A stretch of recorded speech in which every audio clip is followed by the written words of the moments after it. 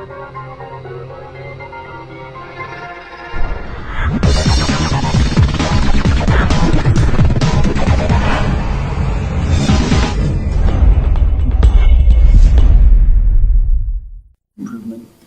but this isn't something that we can really foresee this happening again.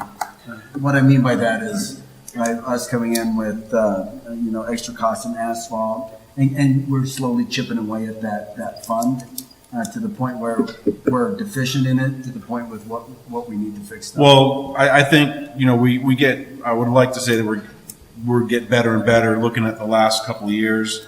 And then we would scope our work accordingly, so we could make do good projects. They might be smaller, so we have the carryover. Because we don't know what the sales tax revenue is going to be from year to year. Right. We can only budget for that. Right. Yeah. I guess my concern is that you know me well enough now that I like that little cushion in there. I absolutely concur. So, It's called change orders. thanks, Phil. Okay, may I have a motion, please? Madam Mayor, I'd like to make a motion to award the 2017 street rehabilitation project to D&L Construction for a total of $1,175,974.90 for the street portion only. Second. Miller. Aye. Cortez. Aye. Carlson. Aye. Keel. Aye. Lucero. Aye. Sheet. Aye. CDOT's reimbursable agreement for fiber on Highway 491. Rick. Honorable Mayor and City Council, good evening. This is a CDOT agreement to extend some of the city facilities out on their project. Last fall, CDOT approached the city to join in the Highway 491 project to extend the conduit and manholes approximately 2,500 feet beyond Lebanon Road. This matched up with the city overall design and provides a way to save future dollars by partnering with CDOT, and also works with our Dig Once policy. The city and CDOT have partnered on North and South Broadway in the past, and this project meets the state's middle mile project requirements. I would also add that the city can use portions of our minerals and energy impact grant funds to pay for the amount. $73,009.36. Heretofore, we've always provided materials, but because of this particular project, CDOT's providing it, we're just reimbursed.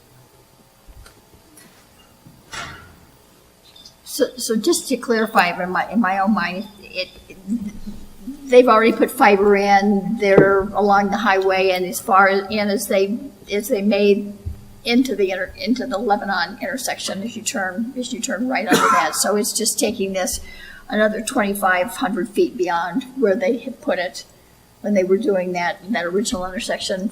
Correct. Just Okay. west of it starts at the Lebanon intersection and goes west.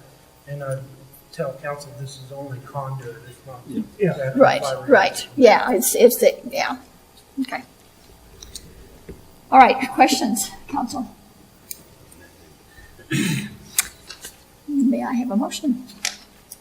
Honorable Mayor, I make a motion allowing the city manager to execute the CDOT agreement and agree to pay the city portion of the work in the amount of $73,009.36. Second. Carlson. Aye. Miller. Aye. Archibald. Aye. Lucero. Aye. Keel. Aye. Sheet. Aye. Thanks. Thank you. Thanks, Rick. Dean, the Recreation Center locker room. Madam Mayor and City Council, I know the Madam Mayor is very pleased about this project. The Cortez Recreation Center locker room flooring is in need of being replaced as the facility is now in its 13th year.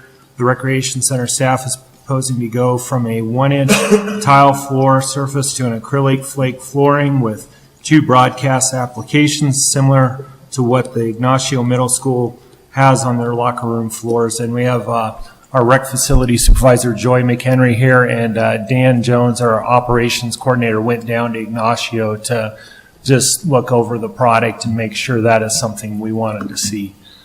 The bids were open on Monday, May 1st, 2017, with one bid submitted by Omnitech Industries Incorporated out of Aurora, Colorado for $46,700. The bid of $46,700 is under the budget amount of $90,000 by $43,300. Okay. Council, does anybody have any questions on this?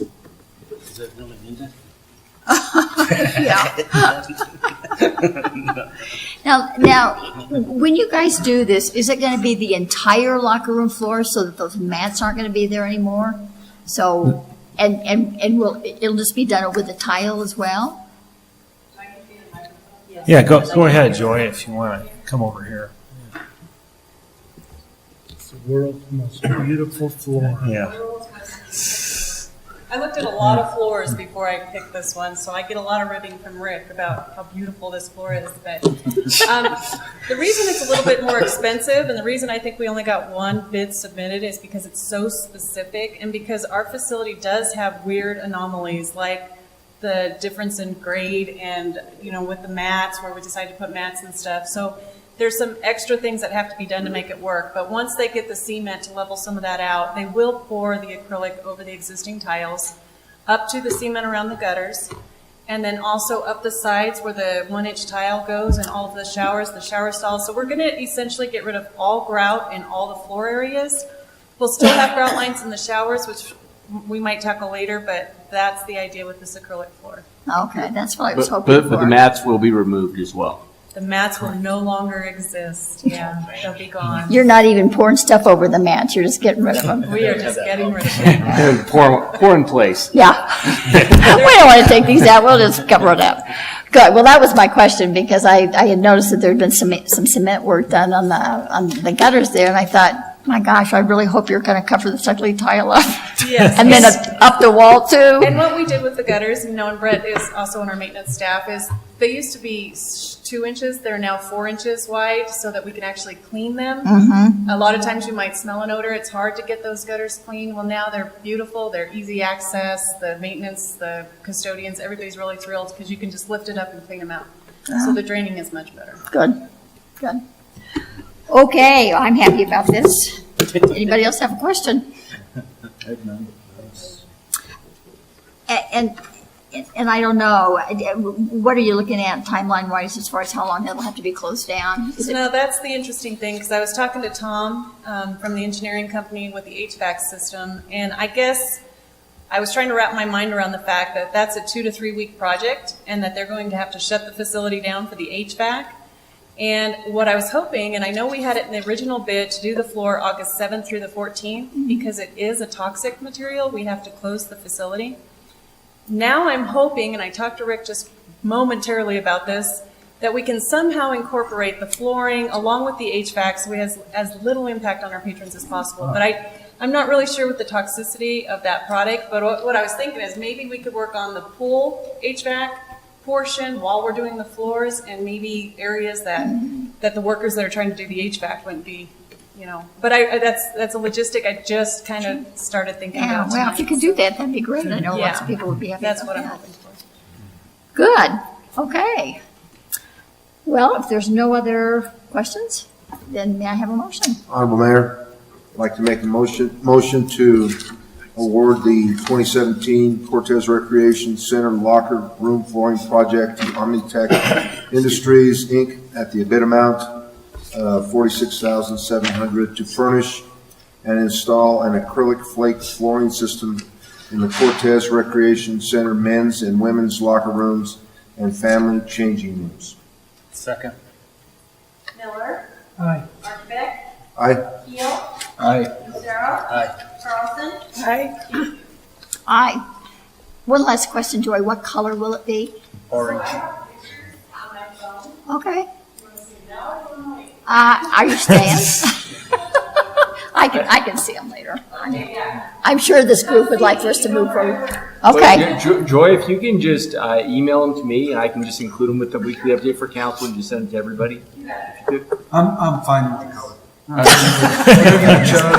It's about functionality, right? Watch this out. I'm gonna send it out, and Ty's gonna be the only one to be like, really, this color? Yeah. I applaud your hard work on this, because that's important. Okay. Appointment of student representative to the Golf Advisory Council, Dean. Yes, the Golf Advisory Board for the City of Cortez consists of 5 voting members. 1 member shall be a high school youth.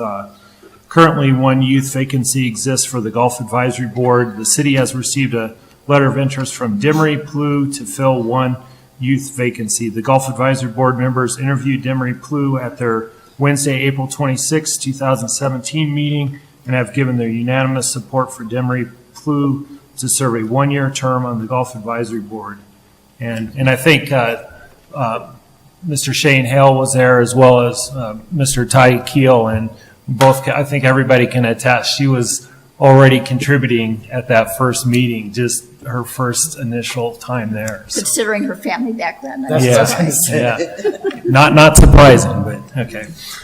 For this evening, the city council may either choose to interview the candidate prior to making its decision, or could forego the interview and simply base its decision upon review of her letter of interest and the recommendation of the Golf Advisory Board.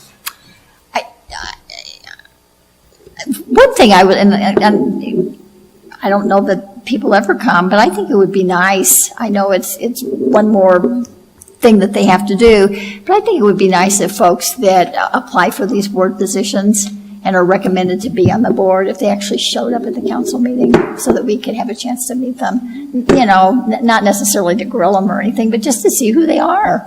Well, in Your Honor, we could even ask people in the future, once they're appointed, just say, hey, look, council would love to meet you. We could put you on. We could bring them in for the workshop and introduce them like we do new employees. So that we're still not prohibited from doing that. Yeah, I just think that would be, I don't know how everybody else feels about it, but I've often thought, I wish they'd show up, like Mike did.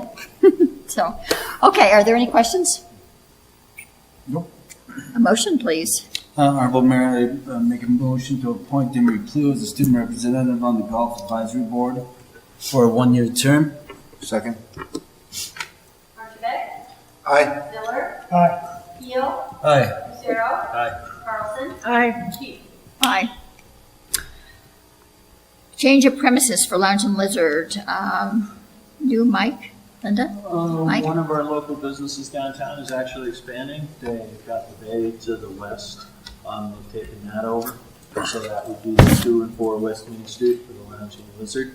What they're seeking is to get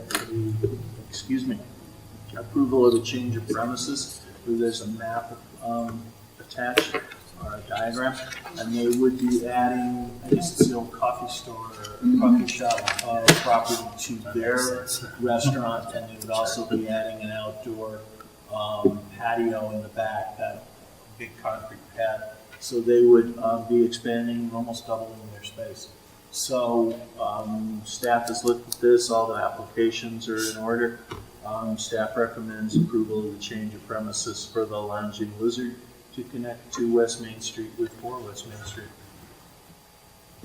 So will that address, what happens with that address? Do they have 2 addresses? They'll have both addresses on the license, Really? Huh. just like they do for KSJD. Oh, okay. They have Okay. both addresses. Great. Sounds great. Yeah. Okay. Questions? May I have a motion? Honorable Mayor, I make a motion that we approve the change of premises for Lounge and Lizard Inc., doing business as Lounge and Lizard, located at 2 West Main Street, extending their premises into 4 West Main Street and including an outdoor patio. Second. Keel. Aye. Lucero. Aye. Carlson. Aye. Archibald. Aye. Miller. Aye. Keith. Aye. Will they actually be changing that patio at all? The space is there. Are they going to have to, are they going to make any modifications to that, or just? Be sure to Open it up share so they with can use it. Stonefish, and then there's that, then the patio extends basically from Stonefish all the way To the, to Market Street. right, to the sidewalk there, or the trees. It's just, is that, have any variance on their borders? There's got to be some sort of.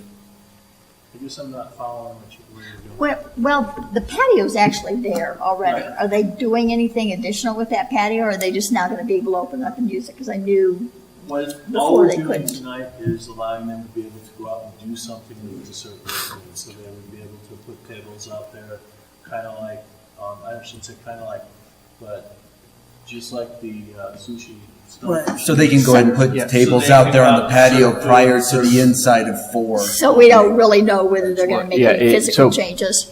It would just be part of the licensed premise. It's basically just adding for the liquor, in order to serve liquor, Right. you've got to kind of draw a line around and say, this, we're going to sell liquor. So Okay. this would be on the patio as well You as can the use the whole interior. patio even though the inside of 4 is not ready to open.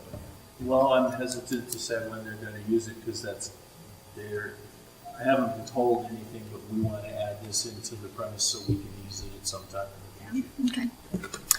All right, Karen, they can't use that until they get state approval as well. okay, So okay. it'll be at least 2 to 4 weeks. before Okay, they- well, I was just curious as to whether or not they were actually gonna make any physical changes on that, because the patio's there.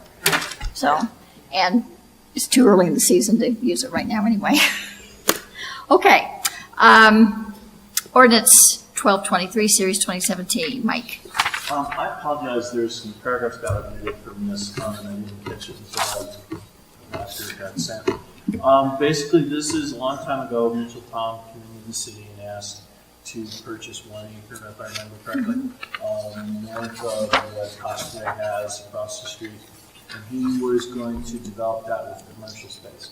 And he asked for a similar incentive as we gave Costco and other people.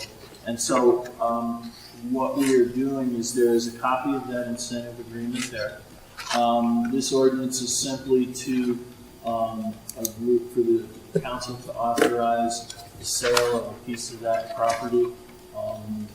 It's not the whole thing, we'd be cutting, we'd be breaking it down into 2 pieces. There's one piece, there's a lot of easements in it, and there was talk of a trail. It's where the conduit for the fiber and other utilities go. So we would be taking that out of the purchase. Basically, what happens in the agreement is he gives us cash, and if he meets all of his goals that have been set in here, we give him the cash back. Is the simple way to do it. This is a similar agreement to the one we used in the past. This ordinance that would authorize the mayor to execute the contract to buy and sell real estate, and then to also execute the deed. But that's all one piece of property right there, isn't it? But we're gonna cut it into. So we gotta go through a subdivision. Yep, we would have to, we'd have to bring in a surveyor, and we will need to do a minor subdivision on that land, split into 2. We don't wanna do that first then? Well, but it's chicken and egg, so right now it That's would what I was be, wondering. if council does the agreement and agrees to sell them 1 acre, we wouldn't close on the document, or we wouldn't close yet. That would kind of trigger the subdivision process, and after we've legally subdivided it, then we can sell it. So it's just chicken and egg. So I think this is appropriate first step, but we wouldn't actually close on that property until we subdivide it. In some ways, we need this to be able to subdivide it to that subdivision. That's how I look at it. That's kind of what I read, but I just wanted to double check. Thank you. All right, are there any other questions? So make that other portion of land, if we do a subdivision on it, less desirable for purchase? I'm Meaning, not sure we wanted to sell it if we're talking about the little piece that's left, because that had easements in it. We had talked about, there were some questions about a trail that would connect over to. Carpenter. Carpenter and Gear. And so I shouldn't speak for the city, but I was under the impression we might even be seeking to retain that for public use. And if we do that, will it be landscaped? Rocks. Your Honor, I don't know of any plans to landscape it at this moment, so I would tell you that, but I would tell you as the mayor of this powerful city council, we can do whatever how this do you body feel decides about it a wants to prairie do. dog petting zoo? Yeah, well, I think we have that there now. Sounds good. Hey, So, second. got it done. Keep with my parade. Oh, you guys. Okay, are there any questions on this? I've gotten so distracted, I was about ready to go on to a draft resolution, so. If there are no other questions or comments, can I have a motion, please? I'll make a motion to approve the first reading of ordinance 123, Series 2017, approving the sales of real estate to Montezuma Partners LLC and the economic development incentive with Montezuma County LLC, and set a public hearing on May 23rd, 2017. Second? Lucero. Aye. Keel. Aye. Miller. Aye. Carlson. Aye. Archibald. Aye. Sheep. Aye.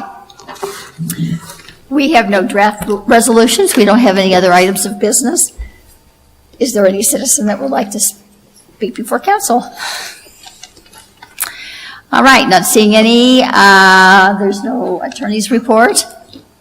Is there a city manager's report? Yes, ma'am, I'll be quick. First, thanks everybody for coming out for our cleanup day. As I put in my weekly update, I think we had about 60 people total that ended up showing up. I thought it was a great turnout given the really poor weather that we enjoyed. But, you know, we accomplished what we set out for, so thank you for that. This past weekend, we had our drop-off site, so we had our cleanup week all week with the curbside. This week, we had our drop-off site at Park DeVita, and I think that worked well, kind of the one way in, one way out, more space. So I appreciate that move. And then finally, we had our gear trail building day at Gear Park.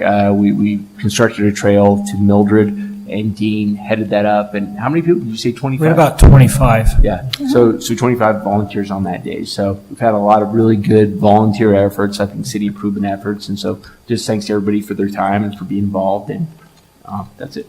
I'm just glad the cleanup wasn't scheduled for this morning. I don't know how I missed it. I honestly don't know how I missed it. I feel like I'm losing my touch here. I mean, I can't even pick a random hailstorm from 6 weeks out. Come on. Yeah, what's wrong with you? You're slipping. Okay. Are there any committee reports? Yeah, I have one. The Golf Advisory Board met on October 26th, and at the time, the meeting, I'm happy to report, we were over $10,000 up in revenue from last year. Wow. So that's a much better start. The course has been rated for those of you in the know.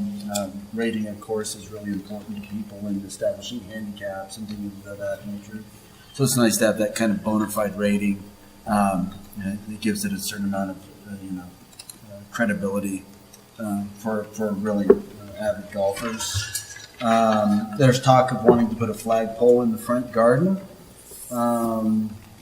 There was talk at the point of maybe eventually looking into a 7-gang mower instead of a 5-gang. That means 7 sets of reels instead of 5, given the fact that 5 just isn't really cutting it. No pun intended. They just have to make, I didn't, yeah, I know. they have to I'm make more imagining. passes with the 5 than they do with the 7. Right, and to give it, well, a 7-gang would give us a better chance of having a second cut, a traditional second cut between the fairway, second cut rough. And that, is something that was talked about. Let's see, Women's Association talked about some work being needed to be done on number 9 steps up to the tee box. Talk of maybe possibly trying to develop a yardage book so people can know how far out they are. Again, Demery Plu was there and throwing her hat in the ring for the youth position.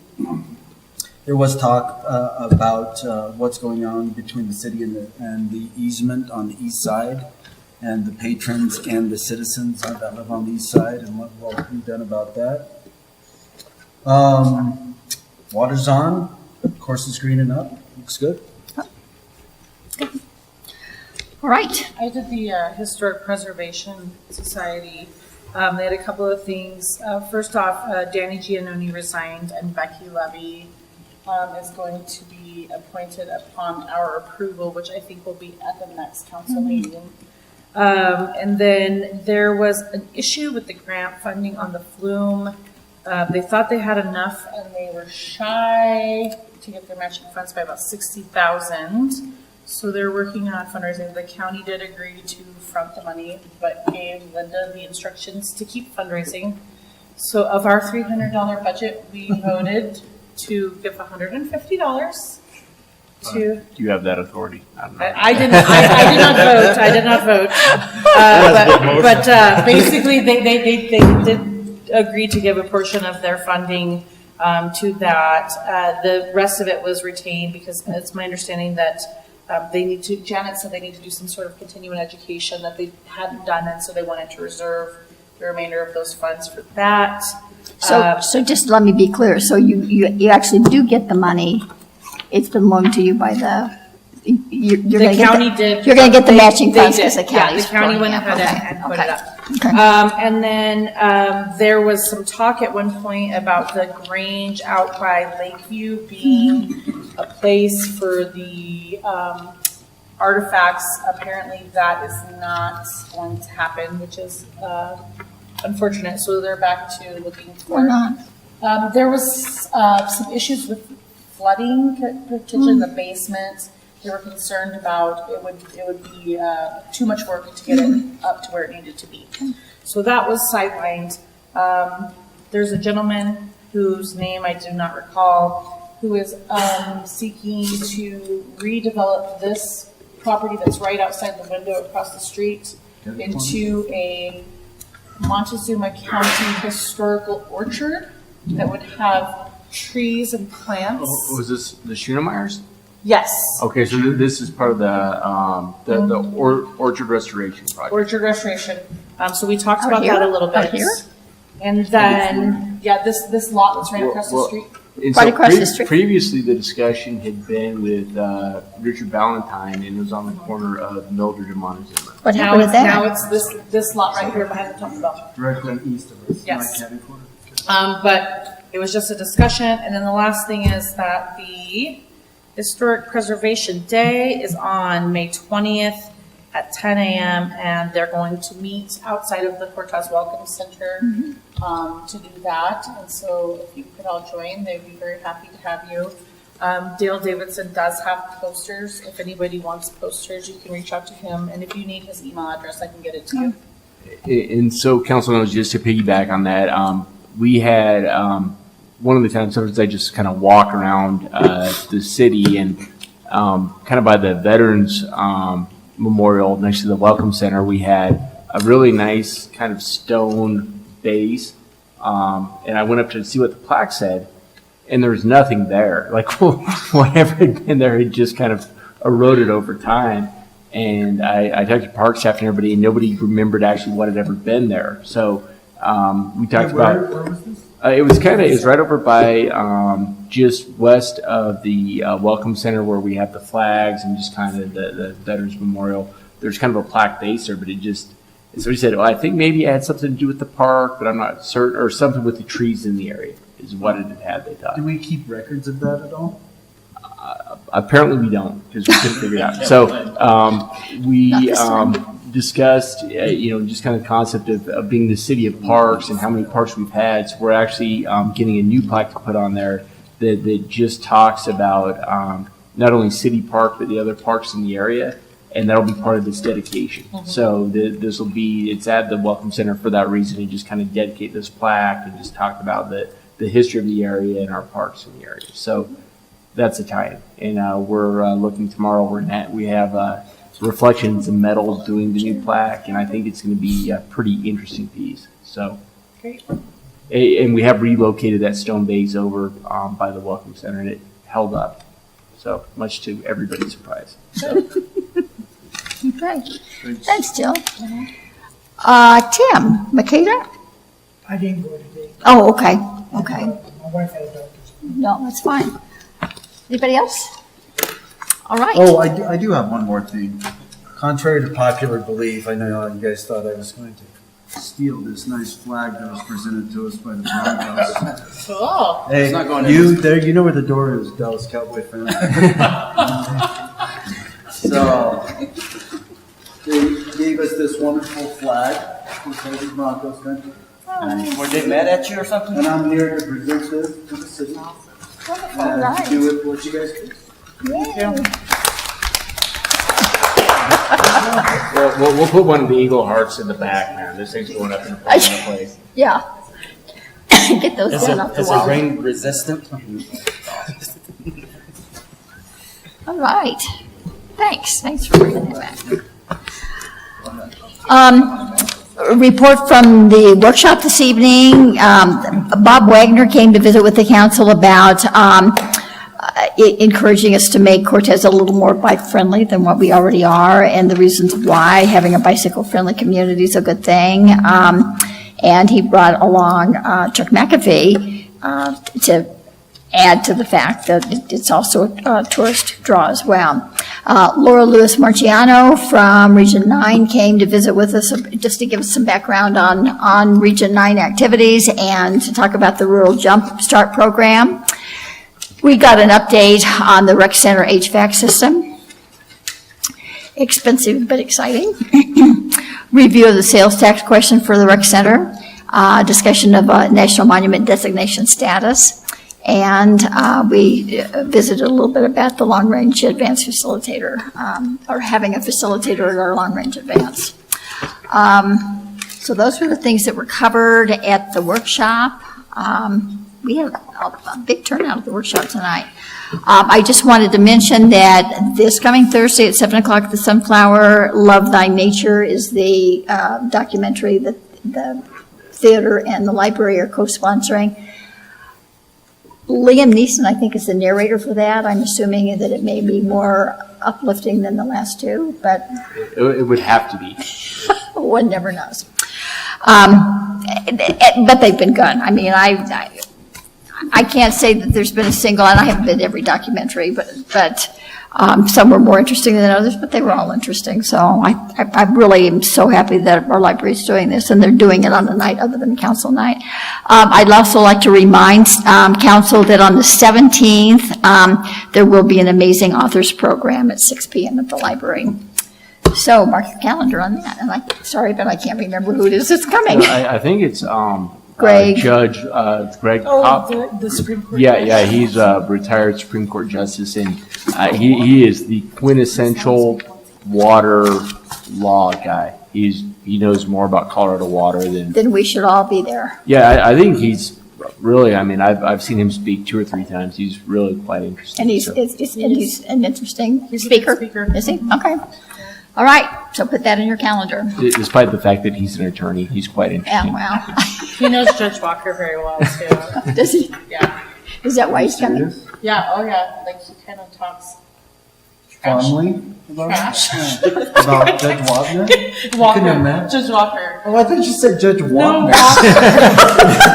Not the TV What are judge. we bragging about? He knows him too, but actually, I think he's dead, isn't he? Clean my ears. Before Judy, there was Walker. Yeah. Judge Wagner, no, good deal. Yes, just a what?